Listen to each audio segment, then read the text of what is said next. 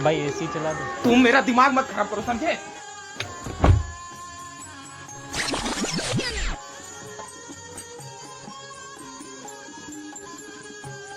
ले पकड़, अपना चश्मा पकड़।